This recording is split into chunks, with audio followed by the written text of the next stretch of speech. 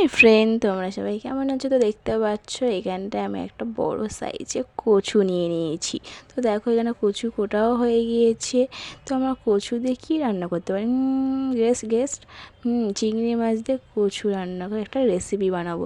তো দেখো সবার আগে ধোয়াও হয়ে গেল। এইটাকে সেদ্ধ করতে দেবো নুন দিয়ে। সেদ্ধ করে পানিটাকে ফেলে দিতে হবে।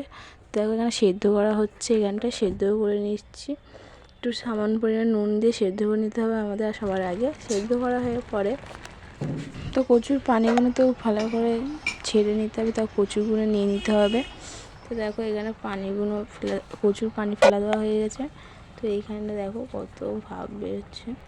তো এবারে দেখো এর জন্য কড়াইতে তেল দিয়ে দিতে হবে। তেল দেওয়ার পরে পেঁয়াজটা দিয়ে দিতে হবে। পেঁয়াজটা লাল লাল করে ভাজা হয়ে গেলে লালচে লালচে ভাজা হয়ে গেলে চিংড়ি মাছ দিয়ে দিতে হবে এতে। এর উপরে দেখো চিংড়ি মাছটা আগে থেকে ধুয়ে কুটে রাখা হয়েছিল, তো ওটা দেখাতে পারিনি।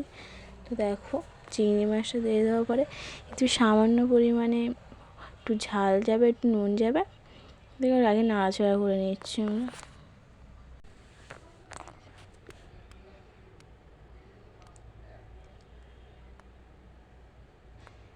সামান্য পরিমাণে নুন দেওয়া হয়ে গেছে, একটু আদাও দিয়ে দেওয়া হবে, একটু ঝাল, একটু হলুদ দিয়ে দেওয়ার পরে একটু নাড়াচাড়া করতে হবে।